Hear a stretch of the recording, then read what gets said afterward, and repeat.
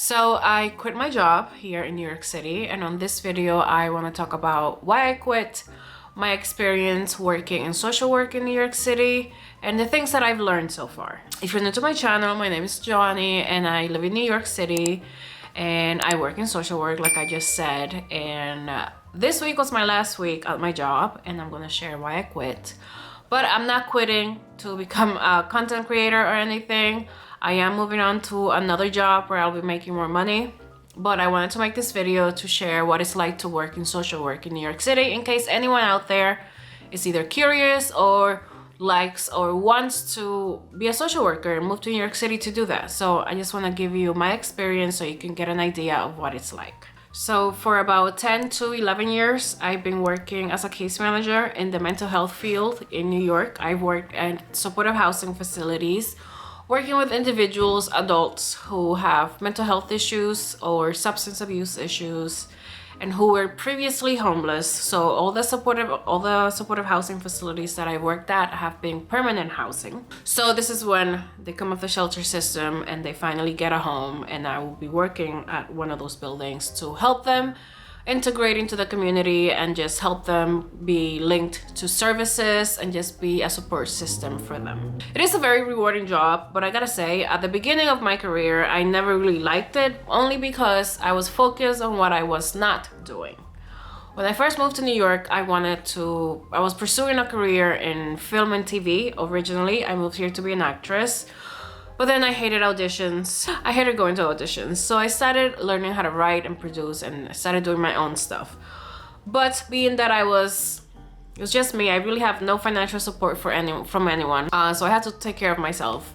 And although I was waitressing, sometimes that wasn't enough. And at one point I needed insurance. So I got a job. When I graduated with it's called Human Development and Family Studies, but it's social work. It's a social work degree. And I worked for a year right after college in my home state of Rhode Island. And then I decided that life is short and I wanted to pursue my dreams. So I quit, sold my car, and packed my bags and moved to Brooklyn with two of my friends. And I started waitressing, but then I got a job in Harlem and I was an intensive case manager at this agency, which I hated it because my boss was a demon. That woman was terrible. But the work, like I said, the work was rewarding. The pay wasn't. That's one thing that you need to know if you're moving to New York City to work in social work. At the beginning, you really do need a master's to make money in this field, because the entry-level positions are I'm like, how do people live on this salary? How does my coworker support 3 children? And the secret is they're married, so they've split the bills, and a lot of the times everyone has a second job. Literally everyone that I work with has a second job. Like, majority of the people that are not married or live alone, they need a second job in order to survive in New York City. So I work in social work as an intensive case manager. That first agency in Harlem, I worked there for a year because that woman, our director, the supervisor, she was a demon. She used to micromanage us. She wrote up my coworker one morning because my coworker ran into her in the bathroom. And my coworker didn't say good morning to her, so she wrote her up for that because she was the boss. She said that she's a superior, so she should have said good morning to her in the bathroom. That's how crazy that woman was. Anyways, I decided at that time, I was in my 20s, and I was like, I came here to be an actress. I'm not dealing with this, and I couldn't take it anymore. I couldn't take this woman at all. And I originally, during that time, I was going to acting school. So I got the job so I could pay for my acting school because acting school was expensive. So as soon as I was done with acting school, I quit that place. I was like, I can't take it anymore. So one thing that you need to be prepared is the pay, because half the time they don't pay well. A lot of the places that I worked at have been nonprofits. They've all been nonprofits. And I worked for a nonprofit that is ran by to individuals. This is something that they loved, and they created this to do more for their borough. And there's nonprofits that I worked at that have been, or they're organizations. There are multi-million-dollar companies, but they parade themselves as nonprofits, you know, just to get the government grants and money, etc. So I'm going to be talking about that part of nonprofits, because those are the nonprofits that they can make all this money.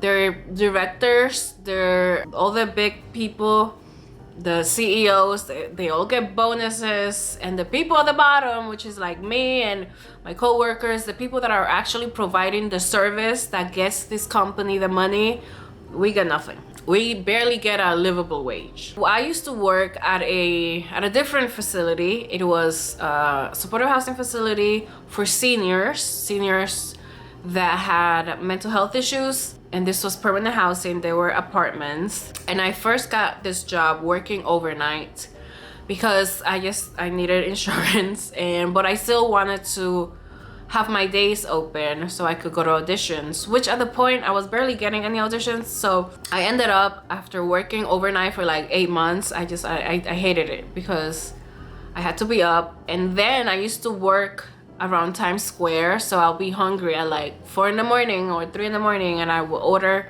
food from diners that were open 24/7, and then I gained so much weight during that time. So when an opportunity came that I could work during the day as a case manager, I took it and I switched.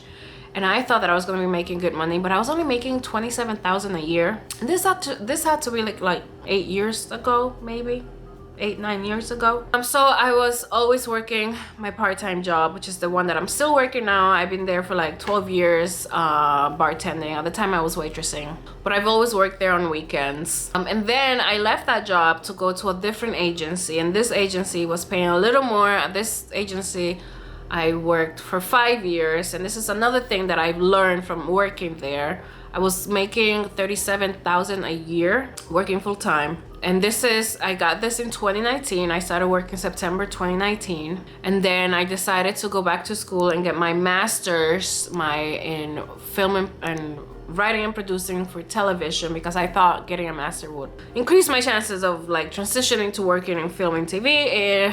Spoiler alert, it hasn't.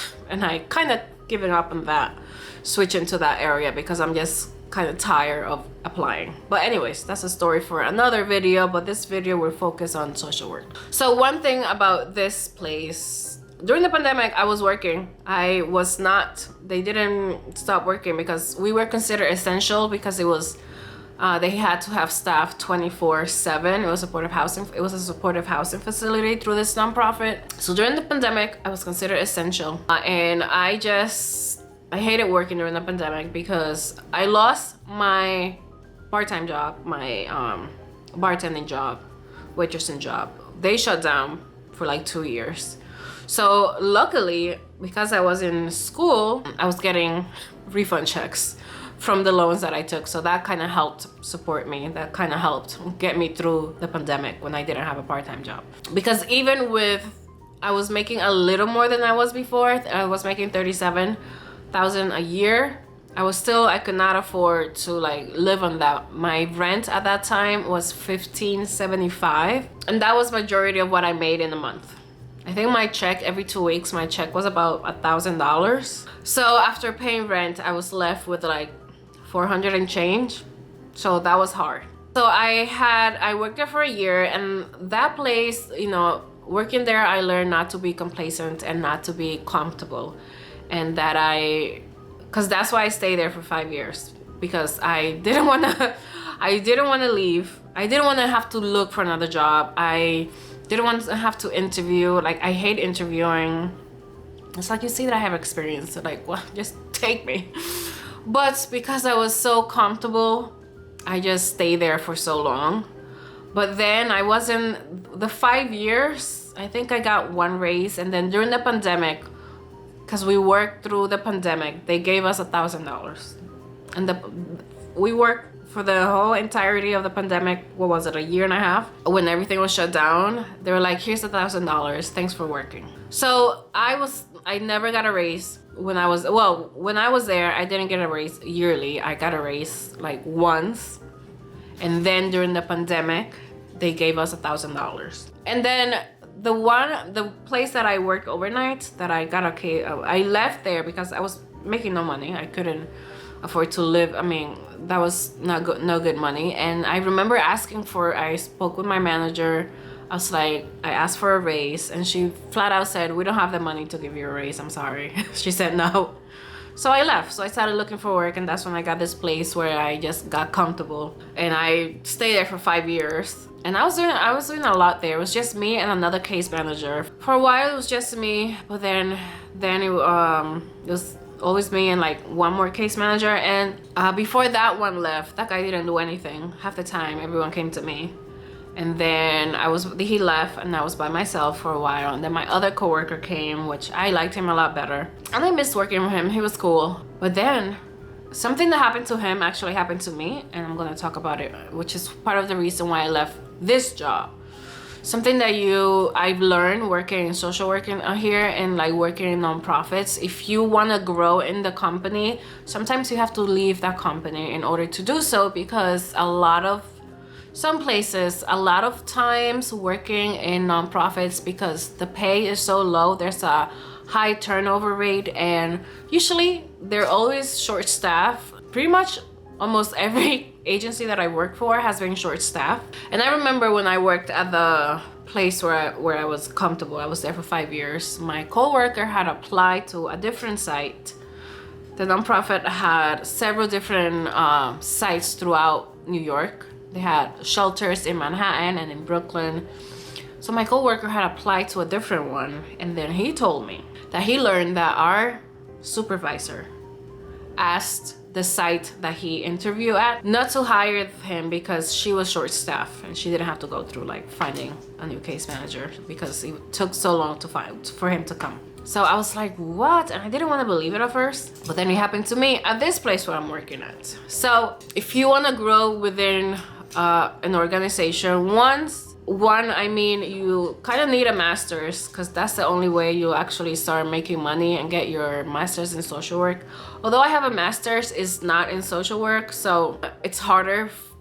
They don't care that I have a master's in something else. I don't know why, but except this new company that I'm gonna be working for, they took that into consideration, which was nice, and now I'm gonna make a little more money than what I was making. I decided to leave the other company because I felt like that was gonna happen to me there. Like if I had applied to a different site, my boss was gonna be like, I need her, don't take her.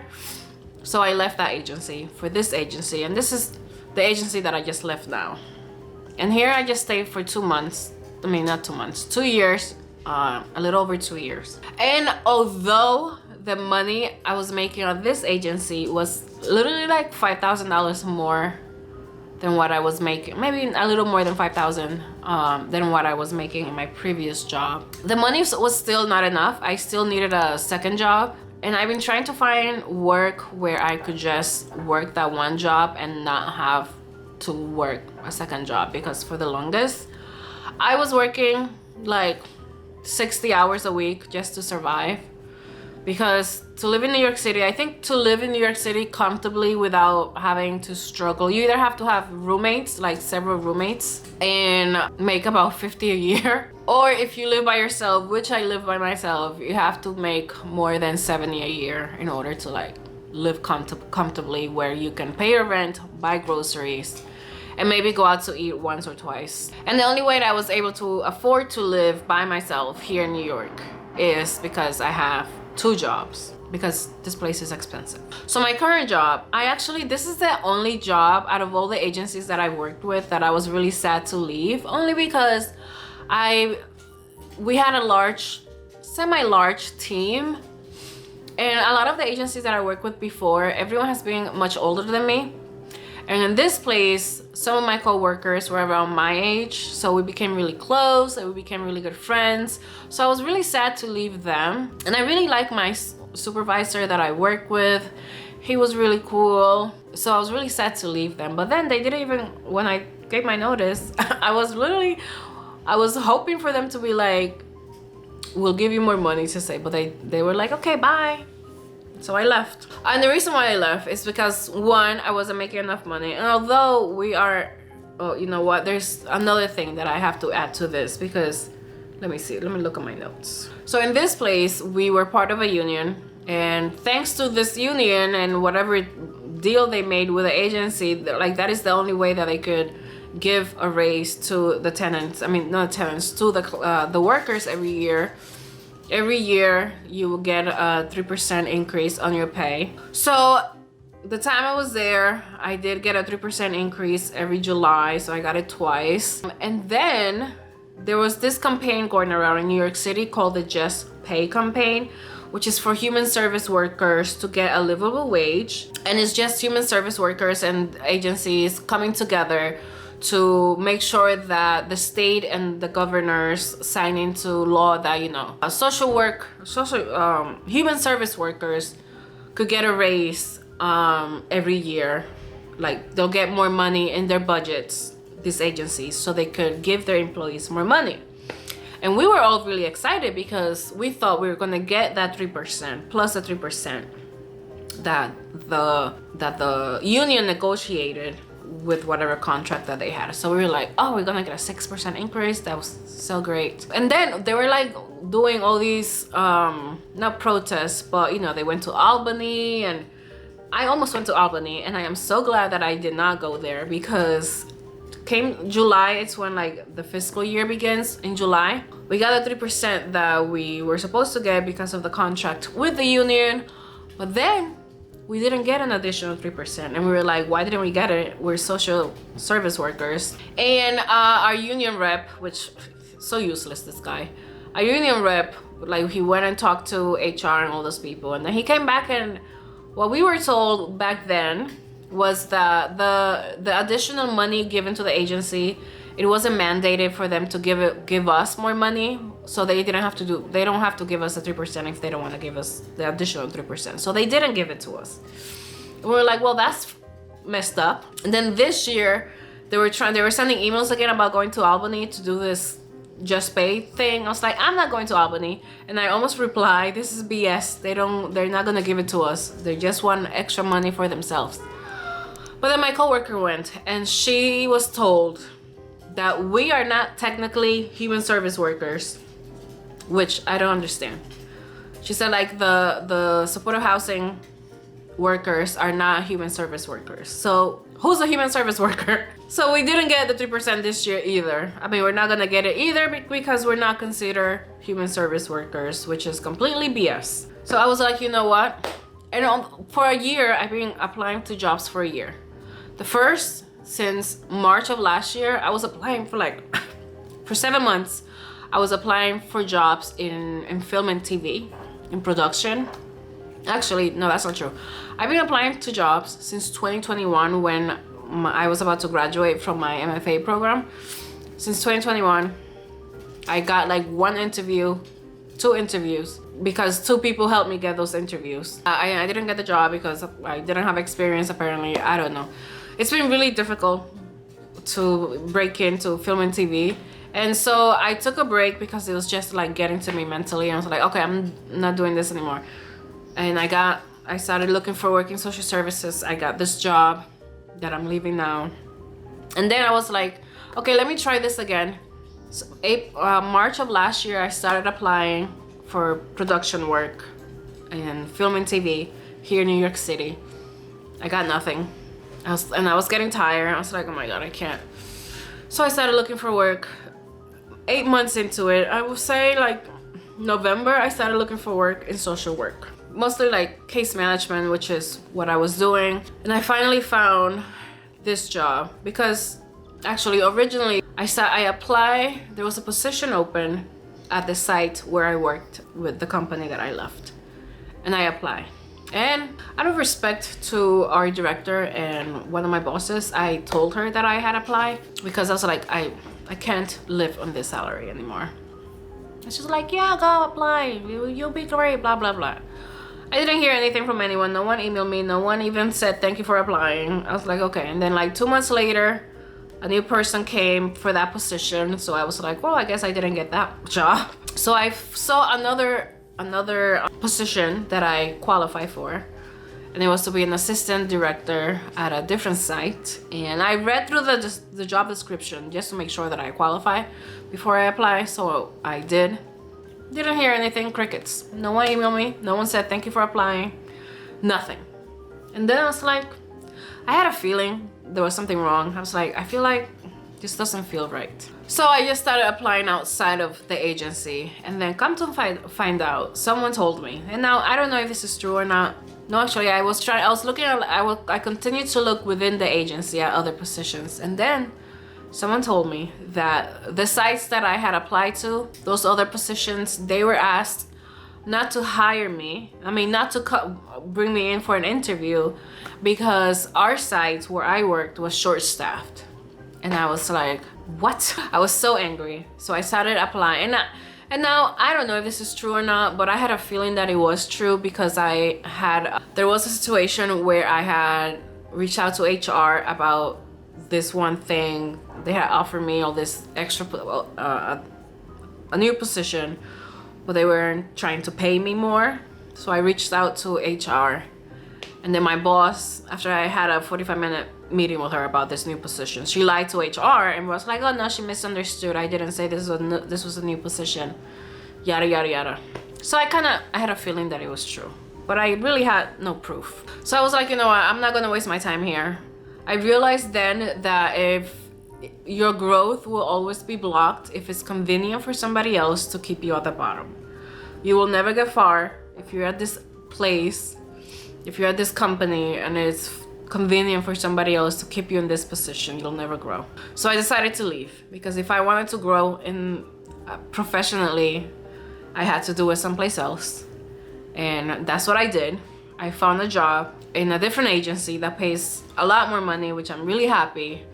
Where if I wanted to leave my second job, I feel like I would struggle a little bit, but it wouldn't be so difficult. But I'm not gonna leave my second job because I need to save money. I have no savings. After I moved to this apartment, I used up all my savings. So I wanna save some money and have like a safety net in case something happens in the future. But that's why I quit my job, because my ability to grow there was not going to happen if I stayed there. So I'm really excited for this new job. It's working at a shelter, and I look forward to learning there and helping people there. So I'm excited. And I'm gonna be making more money, which I am so thankful for, because there was times that I got cut from my second job and I had no money. I was like, because you get paid every 2 weeks. So the 1 week that I didn't get paid, I think there was one time that I got cut from my second job and I had like $100 in my bank account. So now if that happens, I won't be so stressed. But that's how I quit, because people are shady and I need to grow professionally. So this new position, I'm gonna have more responsibilities and I'm gonna be doing more than case management. So I'm excited for that. I was thinking about maybe if I get like a scholarship to get my master's in social work, but I was like, I don't know that I want to go to school again. But working in social services in New York City is kind of wild. For a while, you know, the service that we provide is great. There's a lot of great people that you work with and a lot of great people that you serve. Like when I left this current job, a lot of the clients that I work with, they were really sad that I was leaving, but you know, they were like, a lot of them came and hugged me and said goodbye, and they were so grateful for all the help that I assisted them with and stuff like that. It's like, at the beginning of my career in social work, I was never happy and I never really liked the job that I was doing, only because I was focused on where I wasn't. Like I said, when I first moved to New York, I was pursuing a career in film and TV. So I was always, oh my God, it's sirens. So I was always focused on the fact that I wasn't working in film and TV. Instead, I was doing something else, and that kind of clouded my ability to see the good that I was doing. So I was always like, oh my God, I hate my job. But now after I kind of switch that mindset and I see that I'm doing good work, I like it a lot better. I like the work that I'm doing, and I like the fact that I am helping people and making an impact on people's lives. But I just don't like that they don't pay us well, and that these agencies don't appreciate the work that we do, and they don't really care to pay a livable wage for people. And that's why there's such high turnovers in some agencies, which kind of affect the service that you provide. Because a lot of the clients, they get close to their workers, they get attached.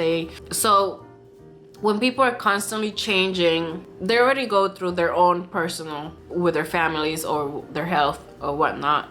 And sometimes these agencies, these case managers, these social workers are the most consistent thing in their lives. So when you keep changing that for them, that can also affect the service that you're trying to provide, because it's hard to build trust with some clients or some members of whatever agencies when their staff is constantly changing.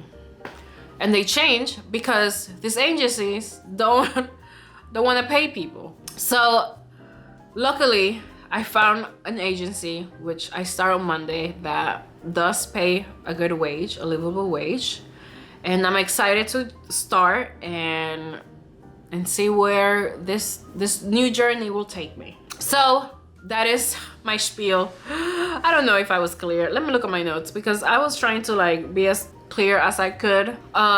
So I hope this was helpful for anyone who wants to work in social services in New York City. My advice is to either find an agency that pays well or get a master's, because that will be the only way that you'll make good money. But somehow people, like when I was a case manager, I mean, I'm still a case manager, but I don't know, people make a living with what they make. But yes, a lot of these people are born and raised New Yorkers. I work with this one lady.